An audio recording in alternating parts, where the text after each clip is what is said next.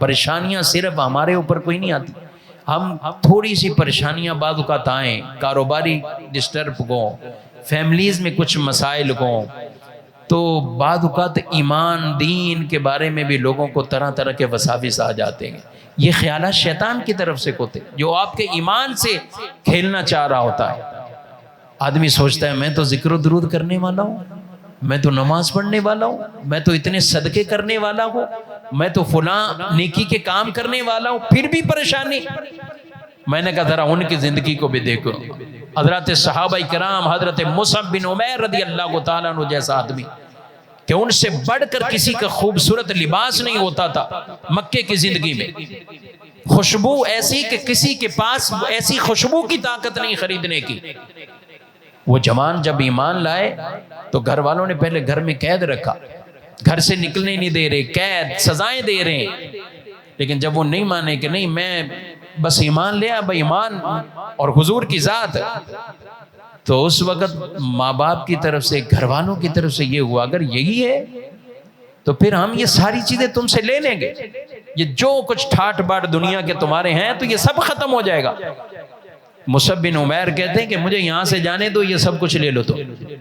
صرف ایک چادر اوڑھ کر بارگاہ رسالت میں آگے، اللہ اکبر۔ آپ اس حالت میں،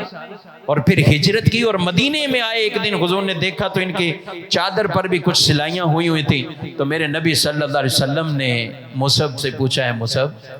اس حالت میں اللہ سے راضی ہو؟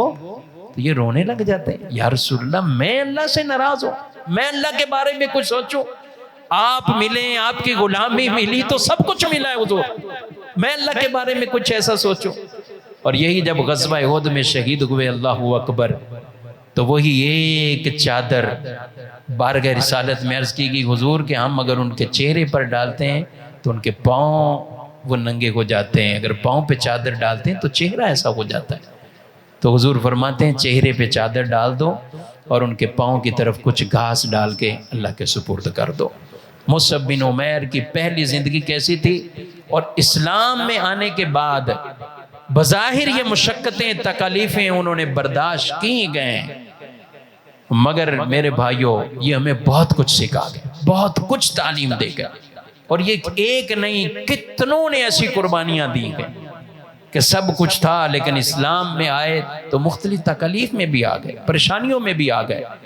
مگر کبھی بھی اللہ کے بارے میں کوئی ایسے گمان کرنا، رب کے بارے میں حسن ظن رکھنا یہ واجب ہوتا ہے۔ اللہ کے بارے میں آدمی بدگمانی کر لے معاذ اللہ، دین کے بارے میں ایسے خیالات پیدا کر دے، اللہ کے رسول کے بارے میں ایسے۔ رسول اللہ صلی اللہ علیہ وسلم کی جو مبارک زندگی وہ بھی تو ہمارے سامنے کی۔